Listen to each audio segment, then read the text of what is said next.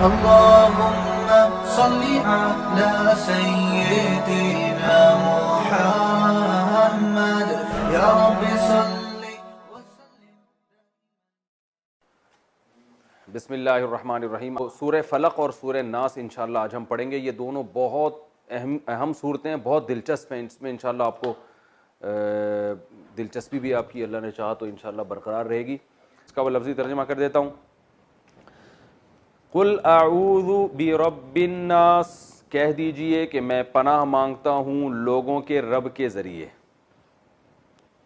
ملک الناس, ملک الناس جو لوگوں کا بادشاہ ہے. الہ الناس جو لوگوں کا معبود ہے. اب کس چیز سے پناہ مانگتا ہوں؟ من شر الوسواس, وسوسے ڈالنے والے کے شر سے. الخناس جو کہ پیچھے ہٹتا ہے. الذی یہ وہ ہے, یوسوسو جو وسوسے ڈالتا ہے, فی صدور الناس لوگوں کے سینوں میں.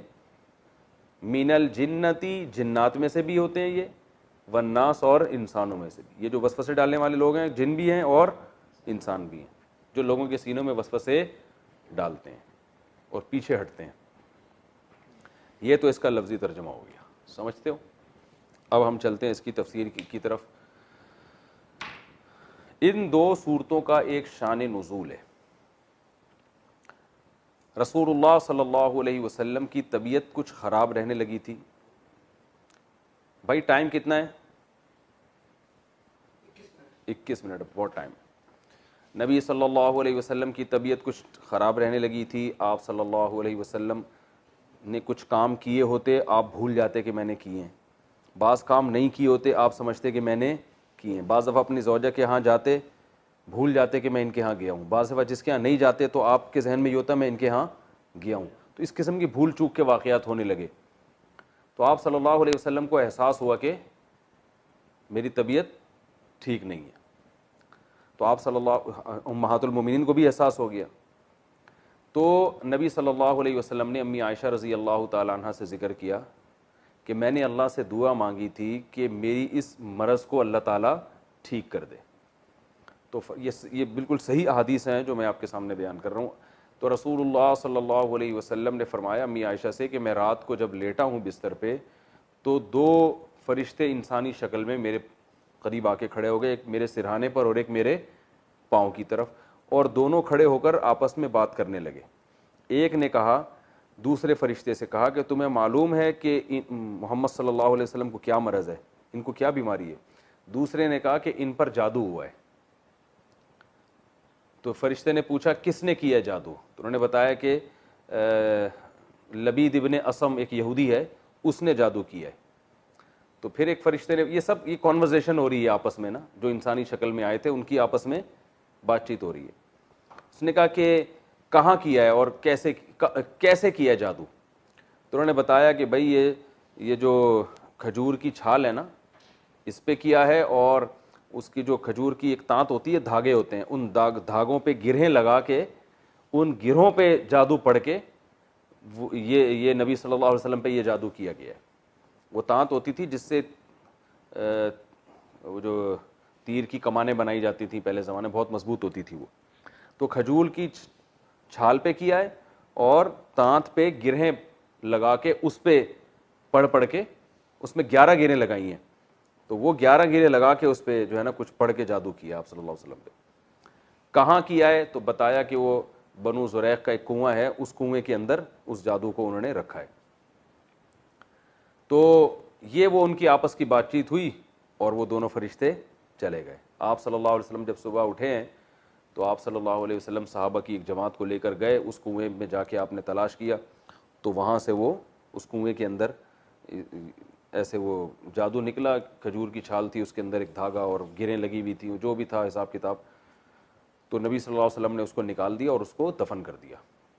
جب پھر اس کے بعد آپ صلی اللہ علیہ وسلم کی طبیعت ٹھیک ہو گئی. تو آپ نے پورا امی عائشہ کو واقعہ سنایا اور فرمایا کہ جب میں اس کنویں پہ گیا تو اس کنویں کا پانی ایسے گدلا ہو رہا تھا جیسے مہندی کا پانی ہوتا ہے, اور اس پہ جو کھجور کے درخت تھے نا, ان کے جو پھل ایسے لگ رہے تھے جیسے سانپ کے پھن. بڑا ایک وحشتناک قسم کا منظر تھا.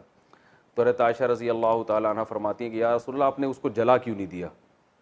تو آپ نے فرمایا کہ اس سے اور زیادہ شر پھیلے گا.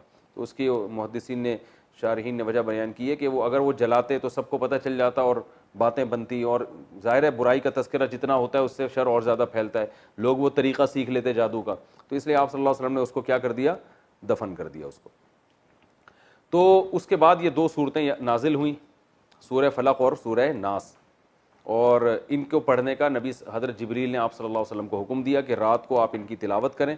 تو نبی صلی اللہ علیہ وسلم جب یہ صورتیں نازل ہوئیں تو ان کے ساتھ قل واللہ احد بھی ملاتے, سورہ فلق اور سورہ ناس, یہ تینوں صورتیں آپ جب بھی رات کو آرام فرماتے تو تینوں صورتیں, اس کا سنت طریقہ کیا ہے کہ بغیر بسم اللہ کے آپ نے قل واللہ پڑھنی ہے, پھر سورہ فلق پڑھنی ہے, پھر سورہ ناس پڑھنی ہے.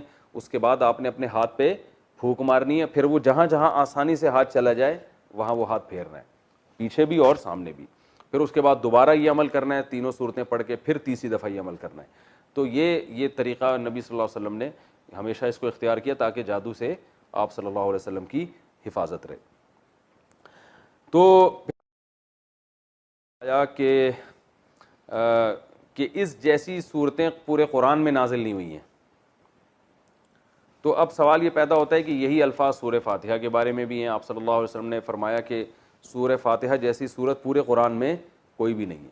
تو اس کی تشریح دوسری حدیث میں آتی ہے کہ آپ صلی اللہ علیہ وسلم نے فرمایا کہ بطور رقیہ کے, یعنی یہ جادو اور یہ جو ہے نا اس طرح کی چیزوں کے علاج کے لیے سورہ فلق اور سورہ ناس جیسی صورت پورے قرآن میں نہیں ہے. دوسری حدیث میں اس کی تشریح ہے.